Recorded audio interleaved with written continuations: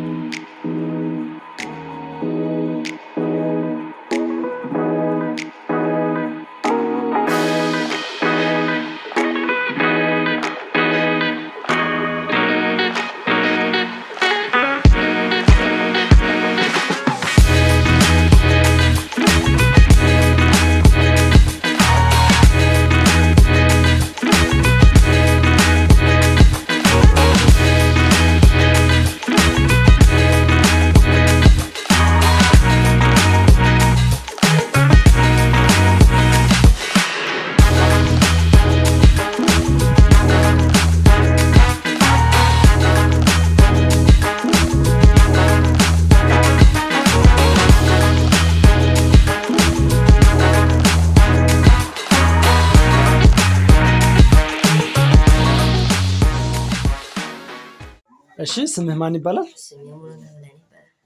እሺ ሙሉነህ እስኪ ተምረህ ራዕይህ ምንድነው ወደፊት? ሹፌር መሆን ትፈልጋለህ? እሺ በጣም ጥሩ። እስኪ ምናልባት ትምህርት ቤቱ ከአሁን በፊት እንግዲህ በጦርነት ምክንያት መጎዳቱ ይታወቃል። ከአሁን በፊት የነበረውና አሁን ያለበት ሁኔታ ምን ይመስላል? በፊት ያው ብዙ ዕቃ ጠፍቷል። አሁን የተሻለ እንደሆነ ግንባታውም ያው እየተገነባልን ነው። እሺ ስምህ ማን ይባላል? በጣም ጎበዝ በቃሉ። በዚህ ትምህርት ቤት ላይ ተምረህ ራዕይህ ምን መሆን ነው የምትፈልገው? ኢንጂነሪንግ መሆን። በጣም አሪፍ። ወደፊት የሚሰጠው ጥቅም ትምህርት ቤቱም ያደገ ይሆናል። ተማሪዎችም በጥሩ መንፈስ ጥሩ ደስ እያላቸው ወንድሞችም ጥሩ ደስ እያላቸው እንዲማሩ ያደርጋቸዋል። በጣም ጥሩ። ይሄ ግንባታ ምናልባት እየተገነባ ያለው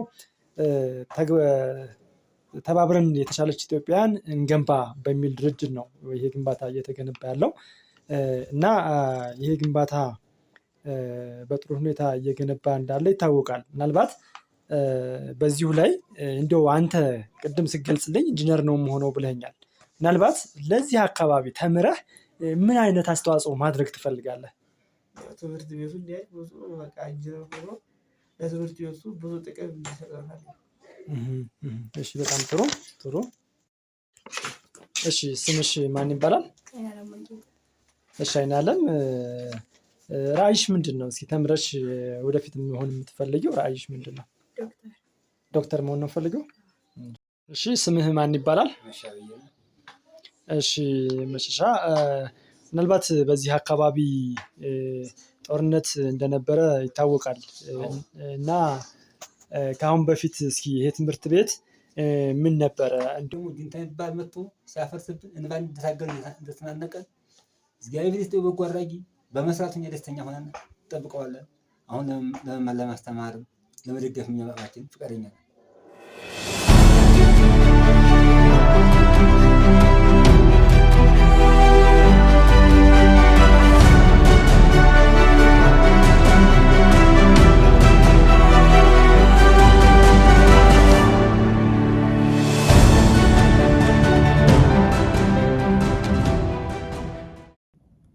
I hope you got to see the outstanding progress and the excitement from everyone.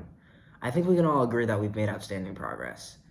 We're at the final stretch to complete the project with windows, doors, and remaining construction on the interior to complete the project.